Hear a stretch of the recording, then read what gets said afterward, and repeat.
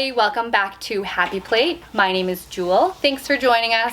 I have a really great story today, some really cool weird history, and I will be sharing this delicious food and once again create a couple of happy plates. Today I'm going to introduce you to Violet Jessop. The reason why she's so special in history is because she survived not one, not two, but three ocean liner disasters, including the Titanic. So this is a really great story, so stick with us. But first, let me show you what we're eating today.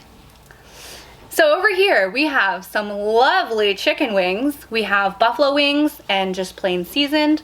We have two different kinds of Thai rice, pineapple fried rice, and some crab meat fried rice. We have jalapeno poppers, fried tofu, a little bit of celery because we want to pretend that we're being healthy. By the way, this is 4 pounds of chicken wings. I didn't know what 4 pounds of chicken wings look like, but... Isn't that paprika chicken? This? Yeah. Yeah, probably. It looks kind of reddish, so I'm going to go with yes. Okay. Let's start plating. I'm super hungry. My friends are super hungry. We want to eat. And then we'll dive into the story of Violet Jessop.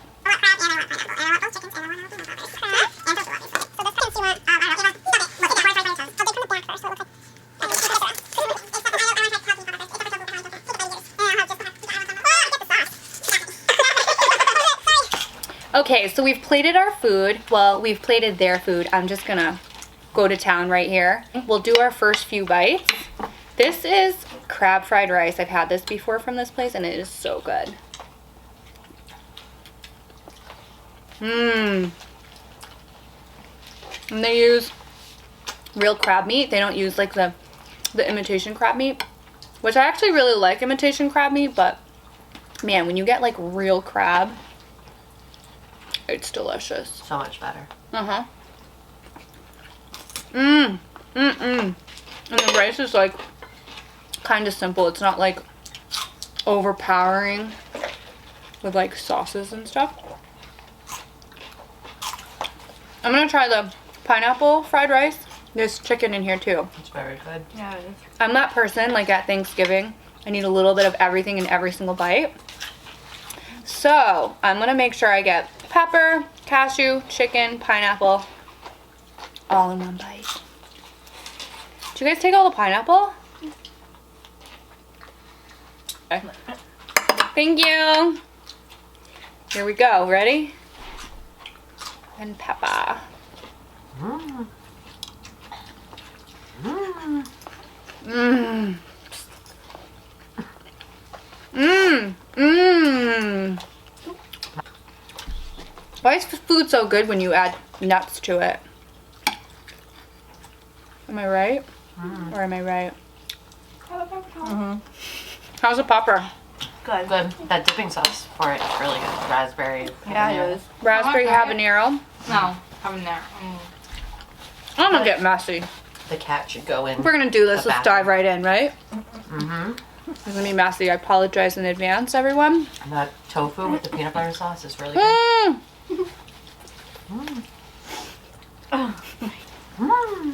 We have lots of paper towels for this meal. Yum. These are good. The boys are being bad already, begging for Who's food. pork? Let's try one of the regular chicken wings. I like the single bone ones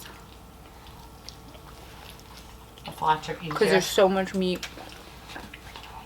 Less bone, more meat. I'm sorry, there's no way to eat chicken wings that's not messy. Crab meat rice is so good. Right? So is the pineapple. So good. Yeah, they both are. I'm going for a popper. Try the tofu with the peanut butter. I want some. Mmm. Mmm. Jalapeno poppers are so good. It's really good. The peanut butter. Although Peanut sauce. You keep calling it peanut butter sauce. it is a peanut butter sauce. How much Is it called peanut butter sauce? Mm-hmm. I think of like ice cream topping when I hear peanut butter sauce. Which I would absolutely dip fried tofu in anyway. I'm but- sorry. All right, last but not least, let's try the fried tofu dipped in the peanut butter sauce. The other, I think, is a peanut sauce, but it's like oil based or something. Mmm. Yeah. Mmm. Mm-hmm. Can I just dip that? I mean, like pour that right all over the rice. Oh. Oh my god, I can't stop eating. Mm. I gotta jump into the story, but I'm really hungry and this is so good. One more bite. What should I have? Celery. Celery? Crab rice? For some reason you do. Arasso. I feel like I want more rice before you really do. That's like my new favorite. Here, can I have some more?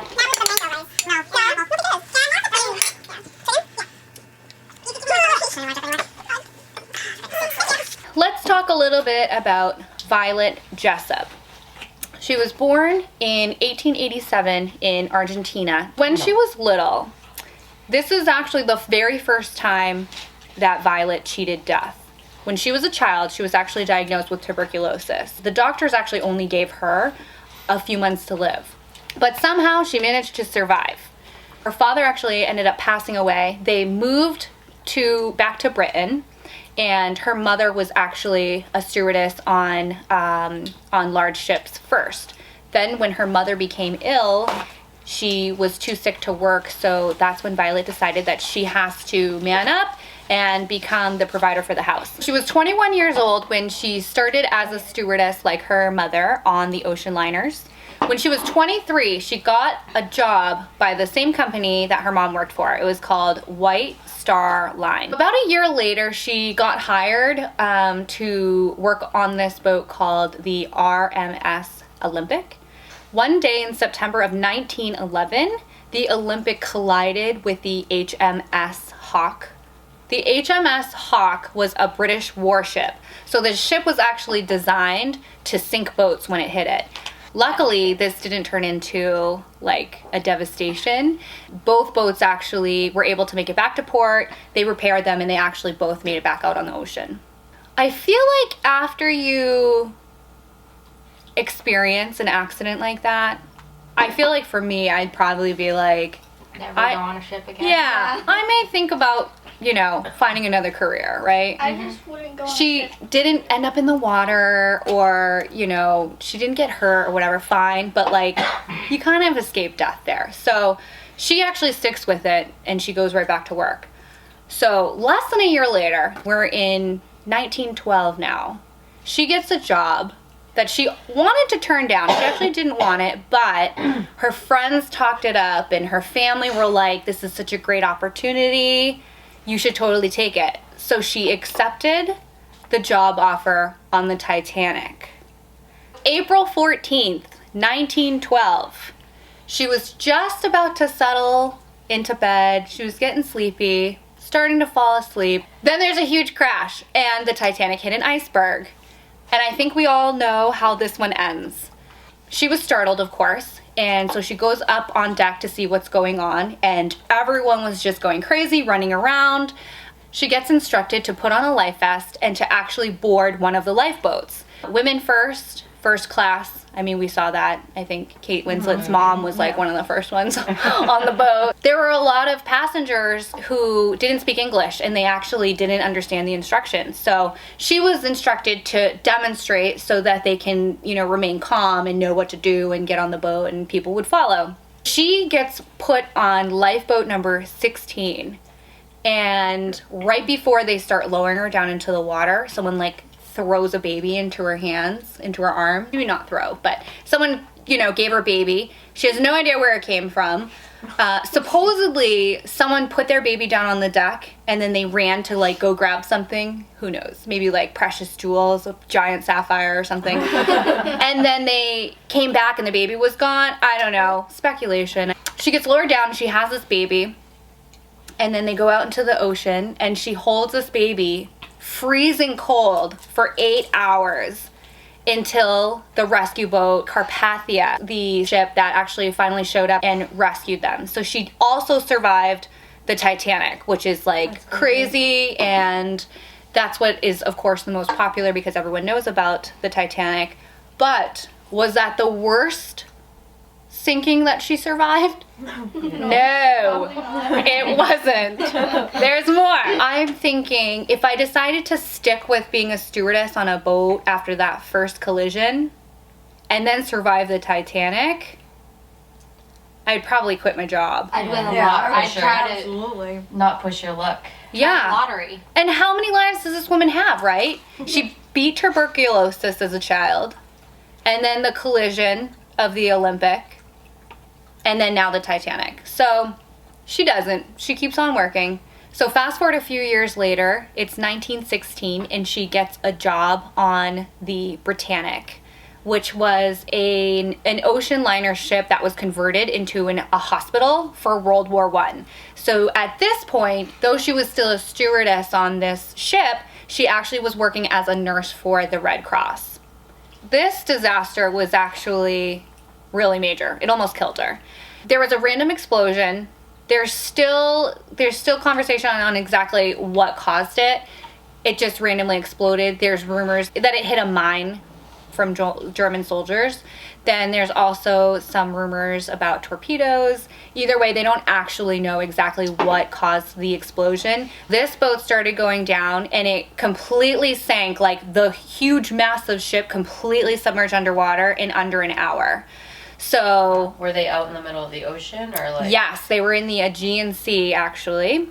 She made it on a lifeboat, and the ship starts going down, right? And part of it sticking up, and the propellers were still running with it up. And as it was going down, it was like sucking everything like towards where the ship was going into the water. You think like in a bathtub when it's going in, and all of our bath time toys get sucked to the end. So that same thing was happening. So she was in the life raft and she's getting pulled into the water, like towards where the boat is going under the water.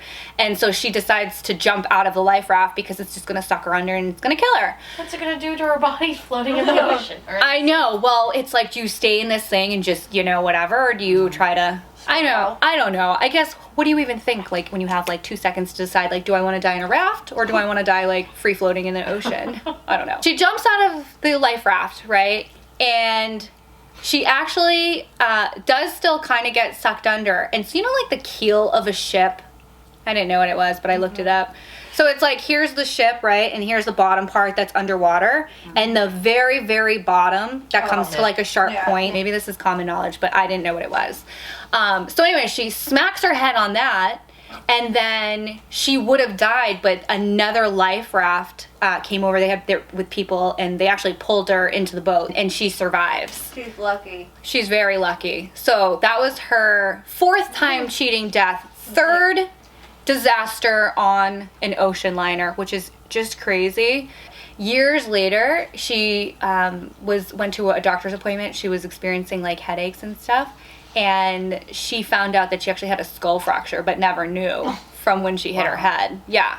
The crash of the Britannic only resulted in 30 deaths out of over 1,000 people. Wow. Which is like crazy, because that one sounds really, really dramatic. The Titanic, I think it was like just over 1,500 people died. And You would think with the hospital more would die too, because so many people are probably already injured. Good ill point. and injured, yeah. I wouldn't have thought of that. Yeah. Did she ever get married, or is she just always on a boat? Good question. She did get married, actually. Years later, she got married briefly, and she describes the marriage in a not so positive light. I'll put it that way. It only lasted 6 months, so what does that tell you? She did get married briefly, never had kids, but she continued to work on the ocean. I think she worked till she was 63 was when she finally retired. She was married to the sea. That's what they say, sailors. Oh yeah, you're Be probably married to right. What an abusive relationship that was. Very one-sided. Oh my gosh. And she just kept going back to him and going back to him. Once she retired, when she was 63 years old, she actually did write a memoir. The name of her book is called Titanic Survivor, where she kind of goes into detail about her different experiences. What happened to that baby, do you know? Yeah, so I didn't mention this. When they finally got pulled onto the rescue boat that came in and saved them, she still had the baby, and she was just kind of standing there, and a woman ran up to her and ripped the baby out of her arms and just, like, ran away. Oh my God. Wow. And she was, like, so shocked that she didn't register till after. Like, the woman wasn't like, thanks for saving my kid and, like, providing your body heat for 8 hours while you were freezing to death on the Atlantic. Then we don't know anything except for the fact that it was Leonardo DiCaprio's grandfather. I'm just kidding.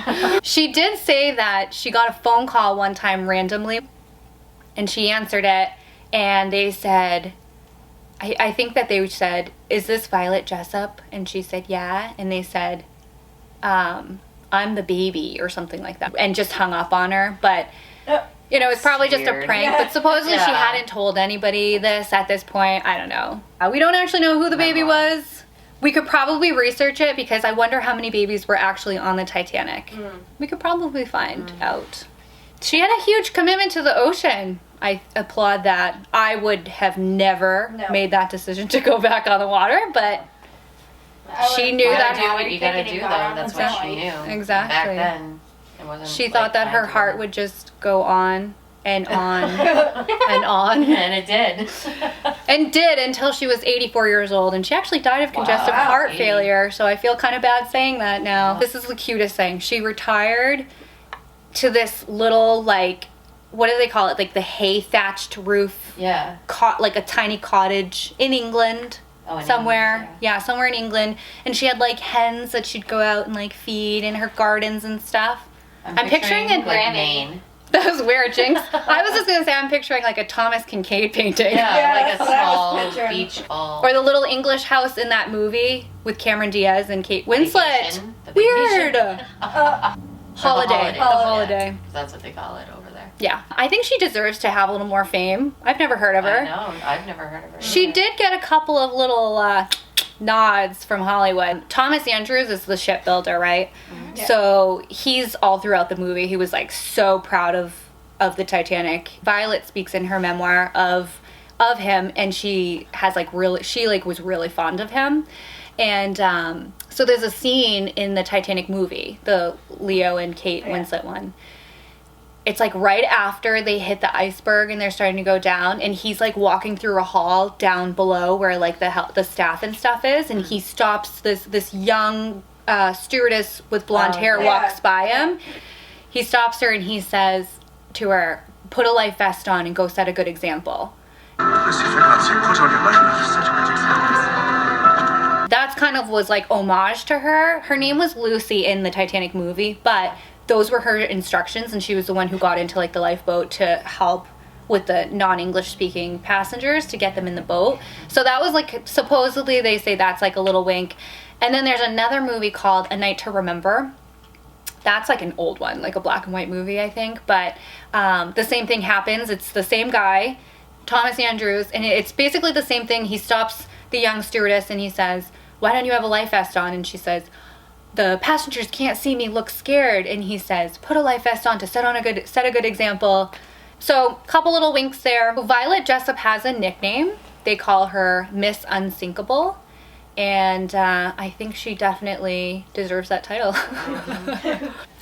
Let's go over some fun Titanic facts. As we mentioned earlier, about 1,500 people died on the Titanic, which was 2/3 of the passengers on the ship. So the Titanic was equipped to carry 64 life rafts. Do you know how many they actually had? 30, right? It was like half. 20. Can you A believe third. that? Well, no wonder 2/3 of the people. I died. know. Every time I'm trying to think of anything about the Titanic, I'm literally picturing the movie. I can't help me it. too. I've never watched I'm All like, wooden boats. when they were running across the deck, where were the boats in the background? They had the 20 lifeboats, and each boat was supposed to have a capacity of 65 people. The first boat that they lowered down, they only included 28 people. Probably because they were full of rich people and they needed extra space. for their full fur coats and sapphires. There was one part, I believe it was in her memoir, it could have been in an interview, but I think it's in her book. She actually was talking about She went up onto deck like right after they hit the iceberg to see what was going on, but it was like so cold, so she went back down to her room probably to get a coat or something. And she was saying it was like so bizarre, like going down the hall and seeing rooms, like all the doors were open and there was like jewelry and gems like in the first class section, like just everywhere, and just like mayhem. Everyone just dropped everything, of course, and like took off. Yeah. So here's my question for you guys. Yeah. When you first heard her story, right, or even just thinking back right now, she was supposed to die as a child, and she beat that. Then the collision in the first ship, the Titanic, which was horrible and atrocious, and then coming even closer to death in your third one, right? Do you think she's extremely lucky, or is she extremely unlucky? Like, would you ever get on a boat with her? I think I'd be like, you know what? I'm gonna sit this one out. I would never get on a boat with her. Yeah. Friends, tell this story to I someone think and that- ask them if they're lucky or unlucky. I think- And you'll be able to tell if they are an optimist or a pessimist. I'm gonna eat a little bit more food while we chat about this. What was I saying? Lucky for not dying, unlucky for almost dying. What was I saying? Surviving 3 crashes? Oh no, the last one though was during World War I, where ships were being sunk, people were being shot, bombs were exploding. I gotta eat more of this because we have to make a happy plate. Yeah, good luck to you. That's a lot of food left, dude. I'll take the rest. Yeah, one of these. Oh, What's that? Spring rolls. What? Where's that from? You already? Still eating. very crunchy. Back in here. Oh, you.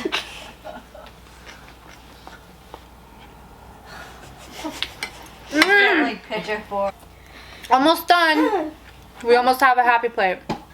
That was the story of Violet Jessop, also known as Miss Unsinkable.